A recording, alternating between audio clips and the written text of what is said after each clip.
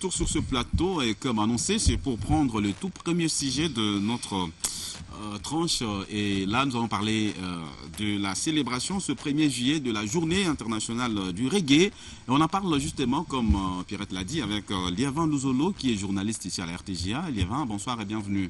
Bonsoir Fidèle, bonsoir Pierrette. En pleine forme, hein? En forme, oui. Vous n'êtes pas musicien, je les précise. Non, je ne suis pas, mais j'aime bien la musique. Vous aimez bien la musique reggae, ouais. bien sûr. Bien Alors, sûr. parlez-nous un peu de l'historique. Comment est née cette musique, le reggae?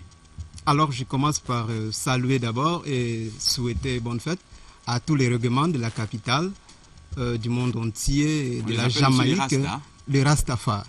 Voilà, les Rastafari, je vous souhaite bonne fête parce que les Nations Unies disons, l'organisation a au moins pensé à vous aujourd'hui pour l'organisation de cette journée qui vous est dédiée. Alors, si on doit parler d'origine ou encore de la naissance, de cette journée, ou encore de cette musique ou du genre musical, oui. Nous devons dire que c'est en 1960 que ces genres musicaux est apparu plutôt en Jamaïque, notamment à Kingston, qui est bien sûr la capitale de la Jamaïque. Et puis, vous vous souvenez bien avec moi, l'année 1960, c'est que cela marque pour les nations, surtout en Afrique, et puis dans les Antilles aussi, c'était une année des indépendances, ou encore des luttes contre les indépendances. Alors, c'est pour les indépendances. Voilà, pour les indépendances des pays africains. Et c'est pendant ce temps que la musique reggae est apparue. Elle est apparue à Kingston, bien sûr, dans la Jamaïque. Qui est l'initiateur de cette musique? Les années un peu avant, oui. Son origine, on ne connaissait pas cette musique. Oui, ça c'est vrai. Ce qu'on peut dire, c'est que le reggae en soi a été... Il y avait eu déjà des musiques qui se jouaient bien avant, des musiques qu'on pouvait appeler le ska, le ska qui se jouait déjà avant, et il y avait aussi ce qu'on appelait le steady, qui est au fait ce mixage, qui est au fait ce mixage de toutes les musiques de Caraïbes et du rythme and blues américain. Alors, cette fusion-là a fait assez qu'on puisse avoir le reggae. C'est comme ça le reggae est apparu en Jamaïque, à Kingston. Mais le style précurseur qui est bien sûr le ska et avec le steady, qui est mélange américano caraïbin, si on peut dire ainsi, a été importé maintenant en Grande-Bretagne plutôt par les immigrés jamaïcains. Et ces immigrés-là commençaient à jouer cette musique là-bas en Grande-Bretagne et on les appelait les disc jockeys. Les disc jockeys, c'est ce qu'on appelle aujourd'hui les DJ. Donc les D, c'est les disques et les G, c'est les jockeys. Les disc jockeys. Alors, ils en jouaient dans les rues surtout. Et puis, ce qui attirait plus les gens, c'était cet instrument musical qui est la guitare basse. La guitare basse qui est aujourd'hui même l'instrument principal de la musique reggae. Et puis les silences parfois. Mais vous avez parlé de jockeys, machin truc. Disque jockeys, c'est oui. Quoi là? Mais en fait, je ne sais pas si tu as fait cette même observation que moi, Laurent Fidèle. La musique reggae, j'ai connu ça avec Bob Marley. Mais c'est pas lui l'initiateur. C'est pas lui qui a créé ce genre de musique. Parce que quand on parle aujourd'hui reggae, la première personne qu'on voit, c'est Bob Marley. C'est Bob Marley.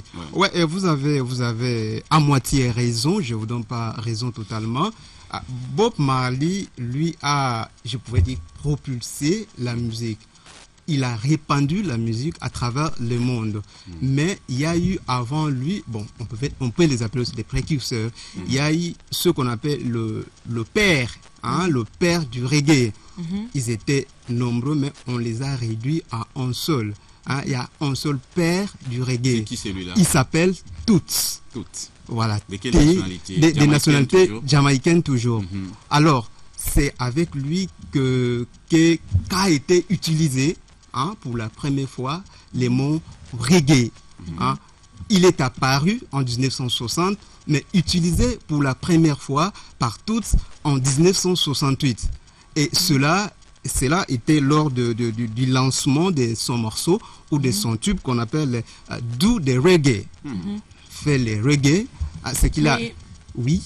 Oui, j'allais dire, quel est le contenu du message véhiculé à travers cette musique ou ce genre de musique. genre de musique?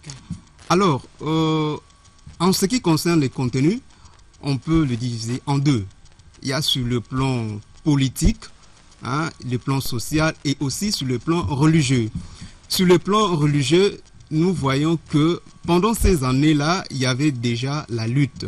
Il y avait déjà des grands, hein, comme en Afrique, il y avait des Kwame Nkrumah, chez nous, il y avait des Lumumba, mais là-bas aussi, il y avait Marcus Garvey, hein, ou bien encore Marcus Garvey, lui luttait aussi. C'est dans ce sens-là, quand il a vu cette musique, ensemble avec ces jeunes gens-là qui jouaient à la musique pour lutter contre le racisme, il a créé son mouvement, lui, qu'il a appelé, affilié bien sûr au groupe, qu'il a appelé le rastafarisme.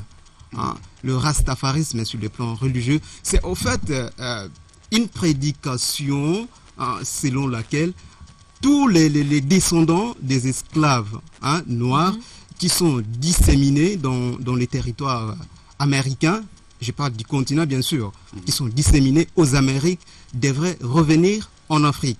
En Afrique, précisément en Éthiopie. Hein, l'Éthiopie devait être la terre promise de tous les Noirs qui ont été... Mais son impact dans la société, les jeunes, je prends le cas de la République démocratique du Congo, ne s'intéressent pas vraiment à ce genre de musique. Hein. Oui, c'est plus... Bon, ils ont raison, ils ont tort, mais ça dépend de la façon dont nous abordons la musique. Parce qu'on aussi. dit, on pense que les gens qui font ce genre de musique prennent du chanvre, fument du chanvre, et puis enfin, même les cheveux. Hein, vous voyez, quand on est rasta, comment tu Les les as appelés? dreads, Les ils ont des rastafaristes. dreads. Hein. Le rastafarisme. Donc, Ils ont pourquoi des les dreads. cheveux, là? Pourquoi ils laissent les cheveux de cette façon-là? Pourquoi? Bon, en fait, tout part de l'idée du départ.